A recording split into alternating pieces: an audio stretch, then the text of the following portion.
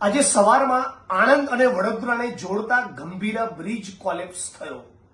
ભારતીય જનતા પાર્ટીની સરકારના ભ્રષ્ટાચારના પાપના કારણે કોલેપ્સ થયો.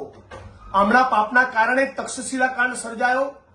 રાજકોટનો ટીઆરપી ગેમિંગ ઝોનનો કાંડ પણ આમના ભ્રષ્ટાચારના પાપના કારણે. બોટ ઊંધી પડીને હરણી કાંડ થયો વડોદરામાં, એમના પાપના કારણે. અને મોરબીનો કાંડ પણ આમના પાપના કારણે. અને નવો આ બ્રિજ કોલેપ્સ થયો.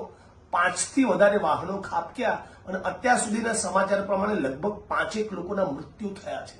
આ મૃત્યુ નથી, આ હત્યા છે.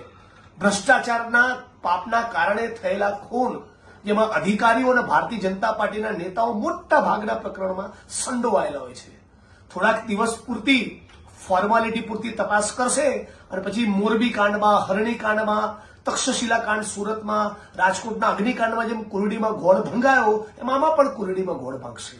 હું સમગ્ર ગુજરાતની જનતાને વિનંતી કરું છું, 6.5 કરોડ ગુજરાતીઓ એક બની માગણી કરીએ કે આ ગુજરાતના મુખ્યમંત્રી પોતે રાજીનામું આપી દે, અને રાજીનામું ન આપવું હોય તો તાબડતોબ એક એવી એસઆઈટીનું ગઠન કરે જેમાં સત્તાધારી પક્ષ 2 માણસોના નામ નક્કી કરે અને વિપક્ષ 2 માણસોના નામ નક્કી કરે. એવા 4-5 નોન કરપ્ટ સારા અધિકારીઓની તપાસ ટીમ જોડે તમે ઇન્વેસ્ટિગેશન કરાવો. કોઈના જીવનની તમને કઈ વેલ્યુ છે કે કેમ?